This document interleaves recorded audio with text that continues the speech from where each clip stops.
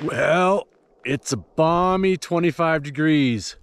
I say balmy because 2 days ago it was -5. So it feels like a heat wave. So the message today, you're not going to want to miss.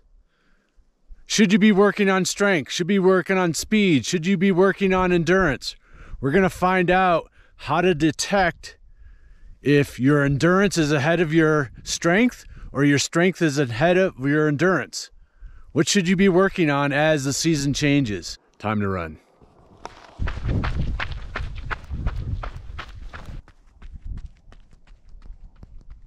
So I'm out for a nice warm-up. I'm gonna find a nice hill for some steep, short hill repeats today. But nice little warm-up on dirt road out on Mormon Road. I'm Grand Teton National Park. You can see the Grand Teton showing its beautiful peak above the clouds. And it's just an amazing day. Nice to be out here, nice crisp, cool weather, but not -5 like it was. That was cold. That was a shock to the system here in October. We usually get a little snow, but it's never, I shouldn't say never. It's not usually this cold this early, but it looks like next week it's gonna actually get back to normal a little bit, and hopefully maybe we'll get a little bit more of October and November before the big snow comes. So, but message today, whenever I'm starting with new athletes or ending a season with my athletes, I always have them perform a mile test.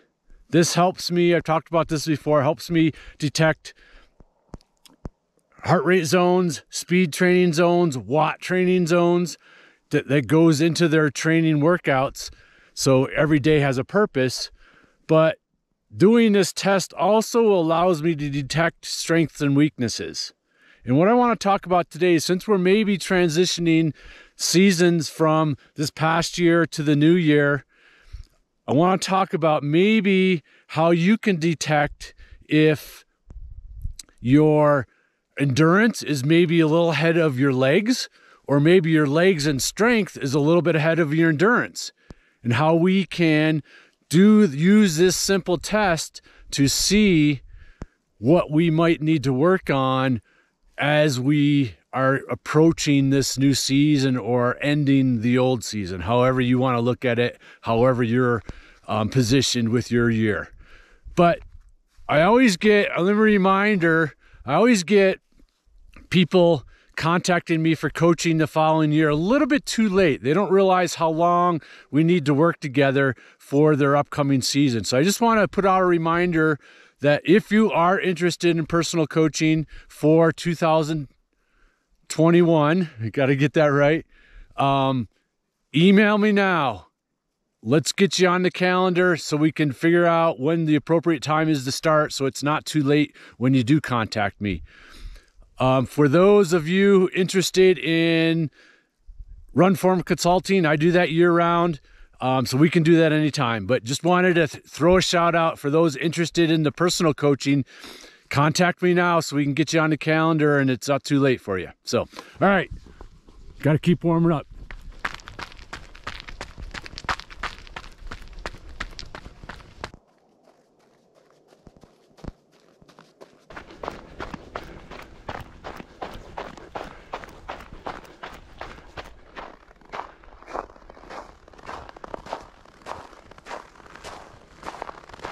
All right, this is one of the most popular places in the summer. Because of the clouds, you can't see the Tetons. The Tetons are usually right behind this barn. And why this is one of the most popular places to come take photographs. This barn behind me is the most photographed spot in Jackson Hole area. There's no one here today. People driving by, but got the place to myself. So back to the 1 mile test. Like I mentioned today, I'm out getting a nice 40-minute warm-up in, and I'm gonna head back and find a nice short steep hill to start retraining my strength again. Okay, so how do you know? Do you need to work on your endurance? Do you need to work on your strength or speed? How do you know?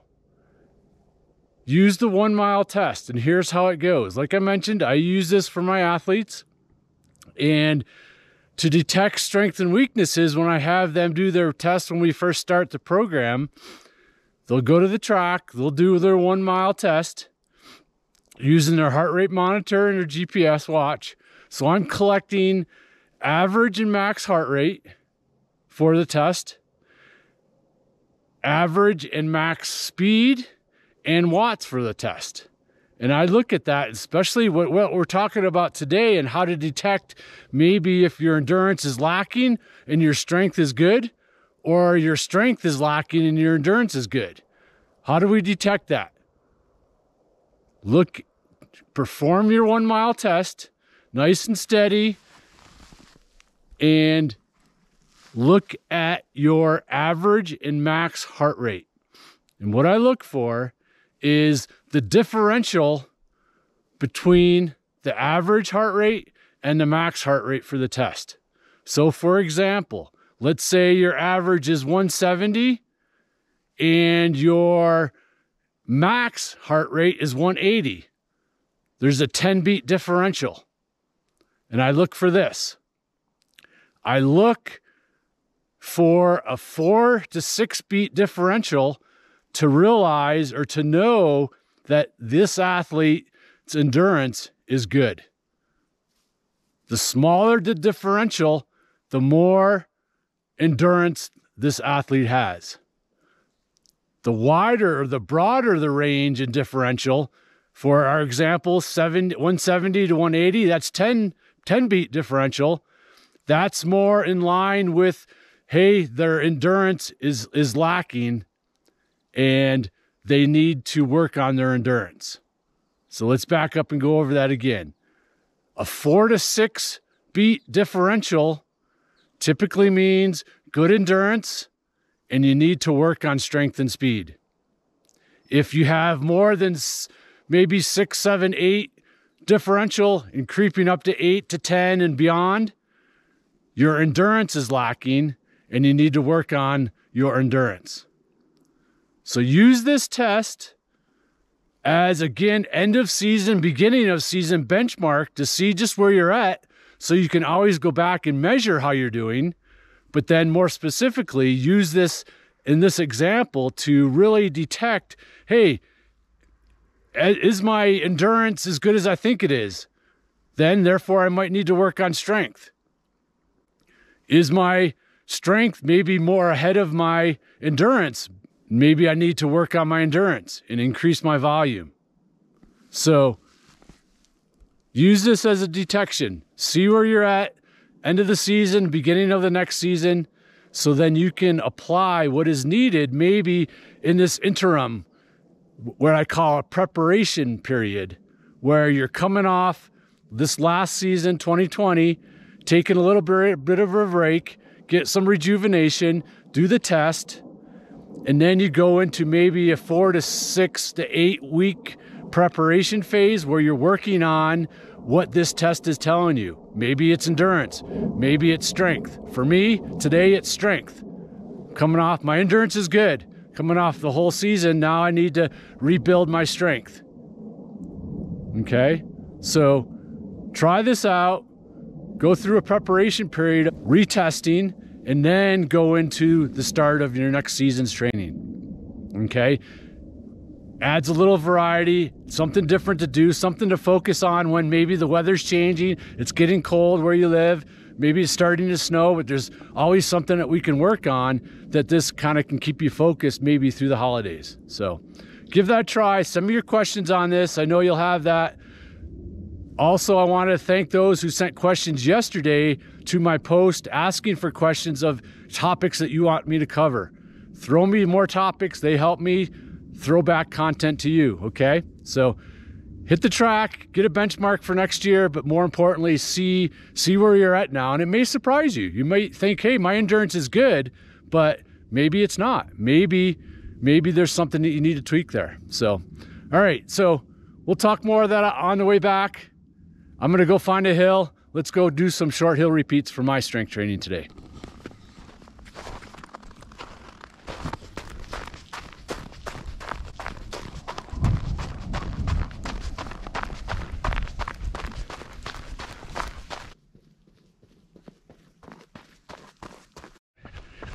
So I get a ton of questions about how to structure a program, how to piece together workouts, and that's really, really hard because I'm so used to doing real custom oriented programs, and there's a lot in the book about that. My training programs on my website, there's a lot that just kind of covers all of that. And again, it's just a big topic that really hard to cover. So I'm going to try to pick it apart throughout the winter. But this is one way for you to diagnose and see where you're at really physiologically, to get a sense for what you need to work on.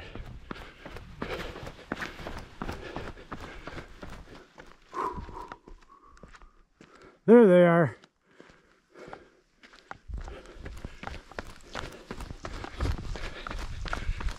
It's getting warm.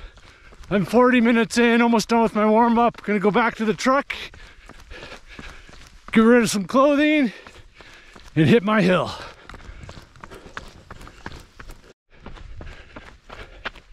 Last week I joked about that run being my last run on trail and shorts and a t-shirt, and I think I was right. The snow and the trails and the hills isn't gonna melt. It's not gonna get warm enough to melt. It'll melt around town and on the flats, but no more trails until they start to get groomed and packed down with more winter snow.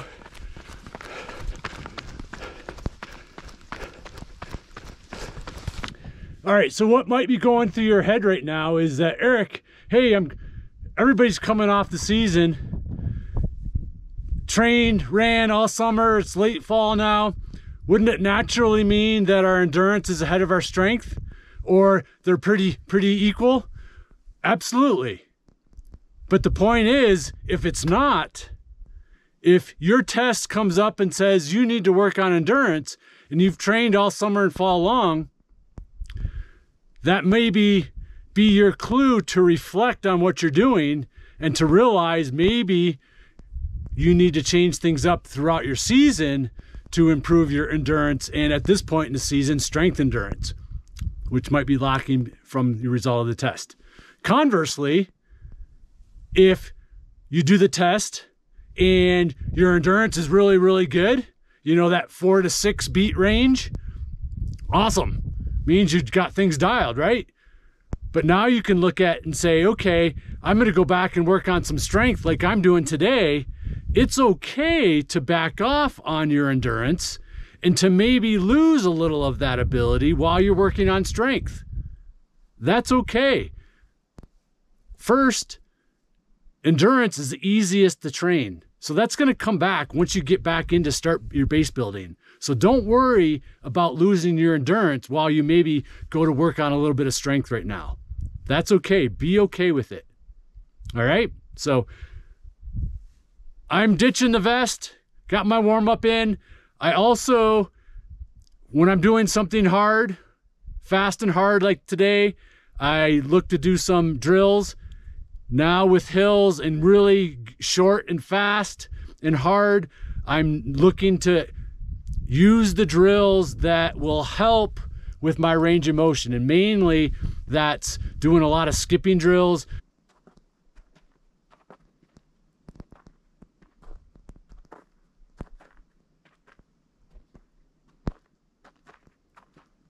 a lot of skipping for height and distance.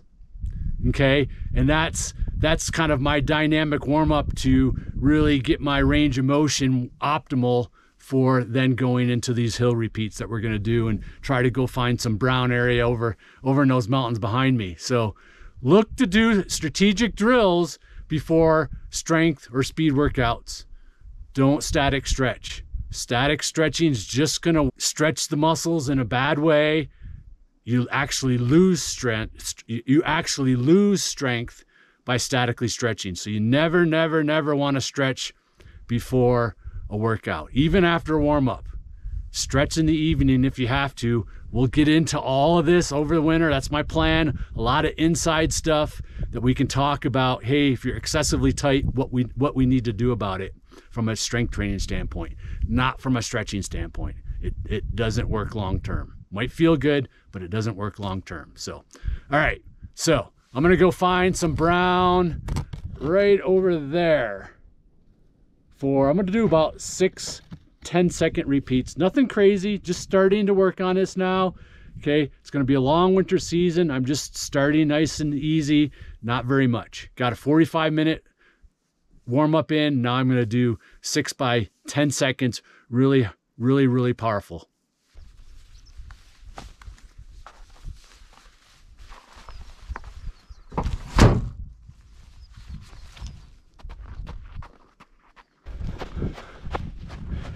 It's gonna get muddy soon. I got out just in time.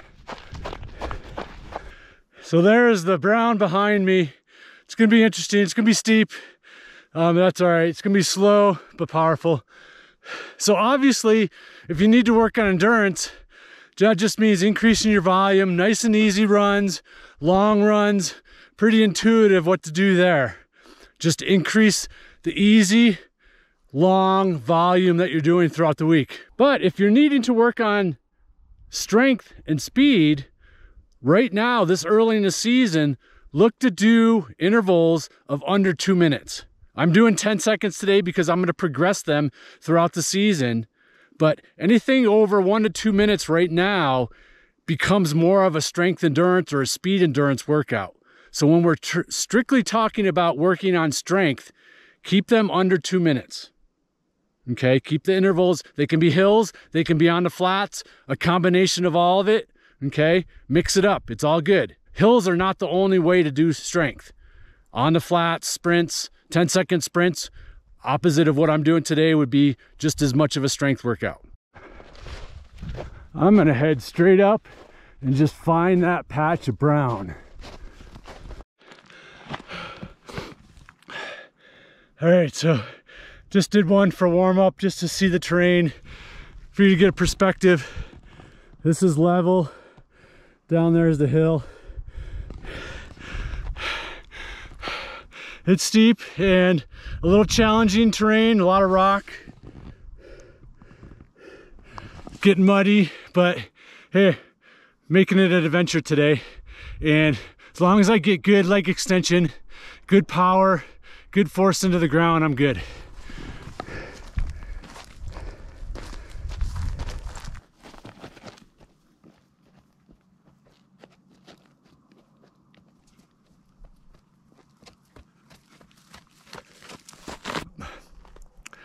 I'm also, because they're so short, hard, a lot of rest. 2+ minutes rest.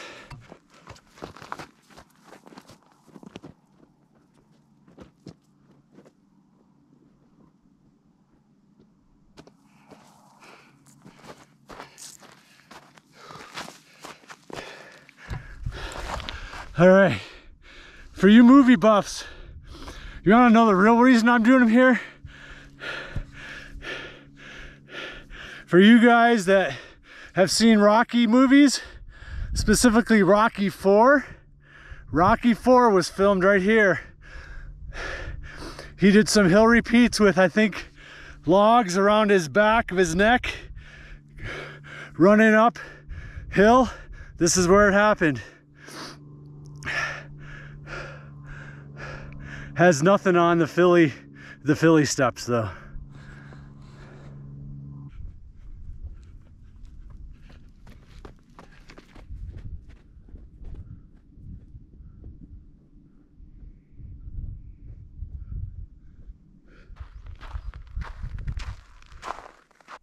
All right, as always, I like to talk shoes. My selection today was the La Sportiva Helios 3. I knew today that I would definitely hit dirt road.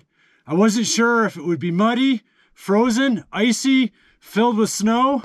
I just wasn't sure. Plus, I wasn't sure the terrain I would be able to do my hill repeats on. So I picked these because they have a very, let's knock the snow off of them. They have a very unique midsole, outsole. Very, very, very flexible. But with this midsole, outsole configuration, it really lets me stay nice and natural and flexible, feeling the ground, really articulate with my leg or my feet. And with these little wave grooves, I'm able to bite into whether it's dirt road, ice, a little bit of mud, anything in a good way. Just a good all-rounder based on what I was not sure I was going to encounter today. So I love the fit of La Sportiva in general too. They just fit me really, really well, but this is just a good overall shoe choice for today's a lot of uncertainty of the type of terrain. So I knew this would be good in most things. And it was. Another thing is that when it gets this cold, when I'm running flat and easy, most shoe midsoles tend to get really hard in the cold. And I found the La Sportiva stays nice and spongy. So it worked really, really well on the hard, frozen dirt road that I was on for the majority of my warm-up. So just, again, throwing that out there.